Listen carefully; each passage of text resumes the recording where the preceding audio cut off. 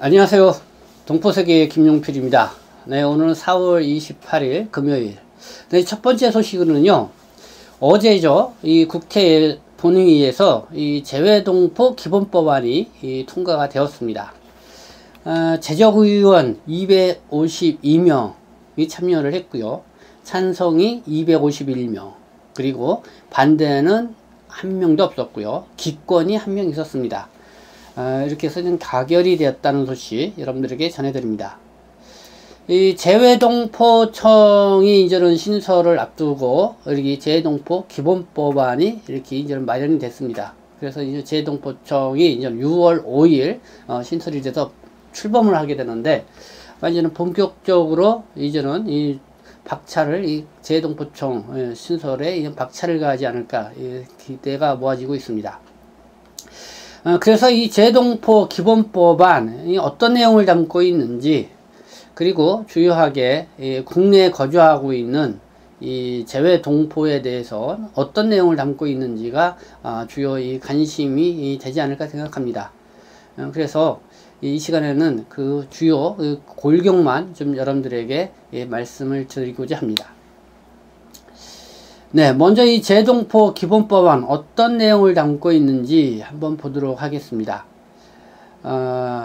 총 16개, 그러니까 16조로 구성이 되어 있습니다.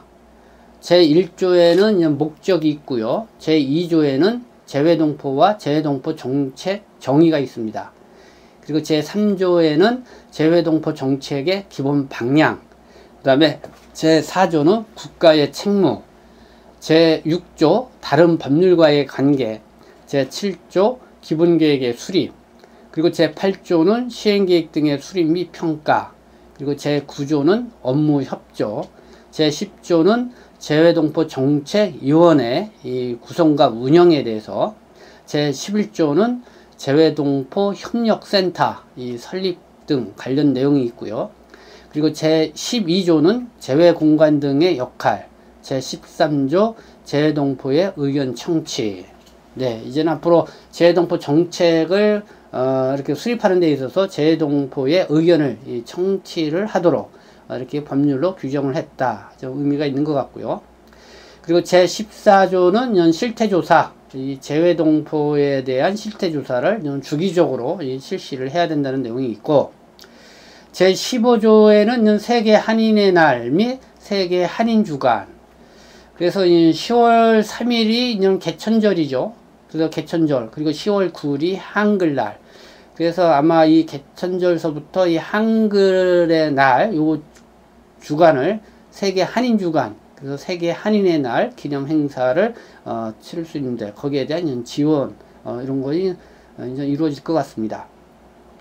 그리고 제16조는 국회 보고 등의 내용을 담고가 있습니다. 네, 이렇게 이제 16조로 구성되어 있는 이 재외동포 기본 법안, 전반적으로 제가 지금 별도로 여러분들에게 이 법안을 보면서 여러분들에게 소개를 해 드릴 텐데요. 그러면 이 시간은 주요하게 국내 거주하고 있는 재외동포와 관련돼서는 어떤 내용을 담고 있냐, 좀 관심이 좀 많을 것 같습니다. 먼저 이 제3조 재외동포 정책의 이 기본 방향, 총 6개의 기본 방향을 제시를 했는데요. 제4항에 보면은 이런 내용이 있습니다.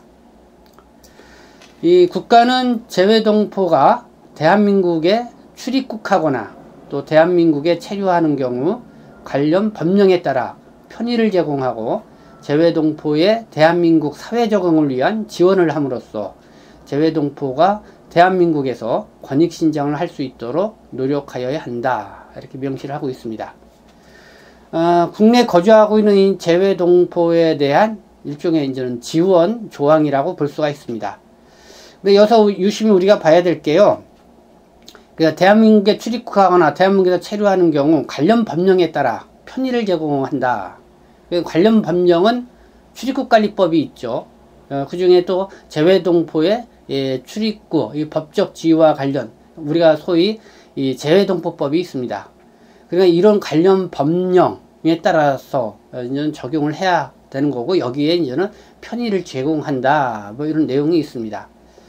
그래서 관련 법령에 따라 한다라는 그런 저는 제한 명시가 있는 거죠. 그래서 아마 국내 체류하고 있는 거주하고 있는 재외동포는 출입국관리법이라든가 이 재외동포법에 대해서 계속 거기에 따른 이 정책 이런 거를 유심히 좀 계속 봐야 된다, 이런 내용이 되겠습니다. 그리고 뭐 재외동포가 이 대한민국의 사회적 적응을 하는 데에는 지원을 함으로써 이 권익신장을 할 수 있도록 노력해야 된다, 이런 내용이 있고요. 그리고 또 관심을 갖는 게 제4조에는 국가의 책무가 이렇게 명시되어 있는데 5항에 이런 내용이 있습니다. 국가는 재외동포 정책을 수립하는 데 있어 국내에 체류하고 있는 외국인에 대한 정책과 조화를 이룰 수 있도록 노력하여야 한다.